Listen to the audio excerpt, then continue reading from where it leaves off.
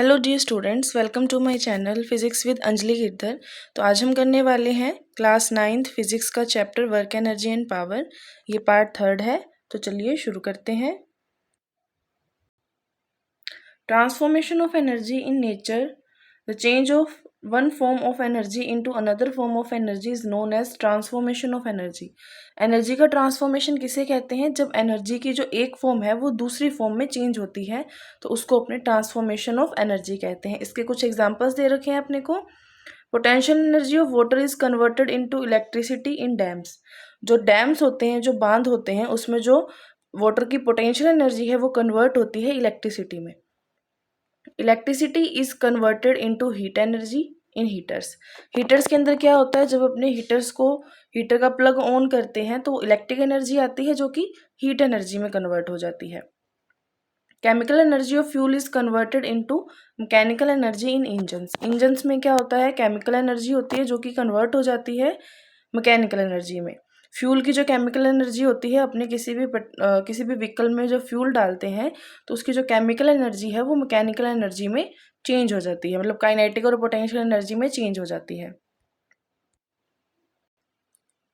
Conversion of mechanical energy. Mechanical energy is the sum of kinetic energy and potential energy. Mechanical energy क्या होती है? Kinetic energy और potential energy का sum होती है।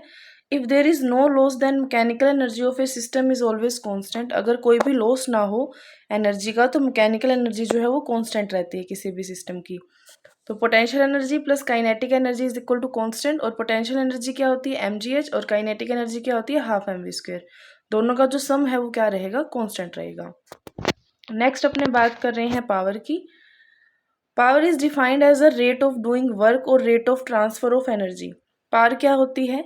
इसको डिफाइन किया जाता है रेट ऑफ डूइंग वर्क और rate of transfer of energy, कि जितना वर्क किया जा रहा है उसकी टाइम के रिस्पेक्ट में क्या रेट है या कितनी एनर्जी ट्रांसफर हो रही है, उसकी रेट को अपने पावर कह देते हैं। Power is equal to work upon में टाइम। रेट आ गया तो मतलब अपॉन में टाइम आएगा। और किसका रेट है? डूइंग वर्क का, तो वर्क अपॉन में टाइम। तो पावर को लिखा है पी से, वर्क को डब्ल्यू से, टाइम को टी से। तो P is equal to W by T. और यूनिट ऑफ पावर क्या होती है? वाट होती है। आगे अपने बात करेंगे 1 वोट की जो डेफिनेशन है उसकी। तो पावर क्या हो गई? वर्क अपॉन में टाइम। अगर वर्क क्या हो? 1 जूल हो और टाइम क्या हो? 1 सेकंड हो, तो पावर क्या हो जाएगी? 1 जूल पर सेकंड। इसी को ही अपने 1 वाट बोलते हैं। मतलब अगर अपने 1 सेकंड में 1 जूल का काम कर रहे हैं तो जो पावर होगी उस इंस्ट्रूमेंट की जो काम कर रहा है वो कितनी होगी? 1 वाट होगी। 1 जूल पर सेकंड को ही 1 वाट बोला जाता है। नेक्स्ट अपने बात करते हैं कॉमर्शियल यूनिट ऑफ एनर्जी। जो कॉमर्शियल यूनिट है एनर्जी की, जैसे कि मान लो घरों में इलेक्ट्रिसिटी आती है तो उसको किस में मेजर किया जाता है? किलोवाट आवर में। तो क्या होगी? कॉमर्शियल यूनिट हो जाएगी एनर्जी की। किलोवाट आवर और 1 यूनिट, इसको कैसे डिफाइन करेंगे? The energy use in household, industries and commercial establishment are usually expressed in kilowatt hour. जो घरों में इलेक्ट्रिसिटी यूज होती है, एनर्जी यूज होती है, इंडस्ट्रीज में होती है, कॉमर्शियल यूज में जो भी एनर्जी यूज होती है उसको क्या किस में रिप्रेजेंट किया जाता है? एक्सप्रेस किया जाता है 1 किलोवाट आवर में या किलोवाट आवर में इसको रिप्रेजेंट किया जाता है। 1 kilowatt hour is the energy used in 1 hour at rate of 1000 joule पर सेकेंड। और 1 किलोवाट 1 किलोवाट आवर का मतलब क्या है? कि 1 घंटे के अंदर, 1 आवर के अंदर अगर 1 किलोवाट एनर्जी जो है वो यूज हो रही है या फिर 1000 जूल पर सेकेंड एनर्जी अगर यूज हो रही है तो उसको अपने 1 किलोवाट आवर कह देंगे।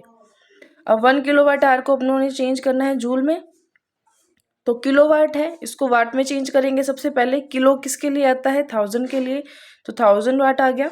उसके बाद आर दे रखा है, अब आर को अपने को सेकंड में चेंज करना है। तो 1 आवर में कितने मिनट्स होते हैं? 60। और 1 मिनट में कितने सेकंड होते हैं? 60। तो 60 इंटू 60 3600। तो ये आ गया 3600। तो अगर इसको अपने लिखें तो कैसे लिखेंगे? 3.6 इंटू 10⁻6 जूल। तो 1 किलोवाट आवर में कितने जूल होते हैं? 3.6 इंटू 10⁻6 जूल। इसको 1 यूनिट कहते हैं। पावर कैन ऑल्सो भी रिप्रेजेंटेड एज,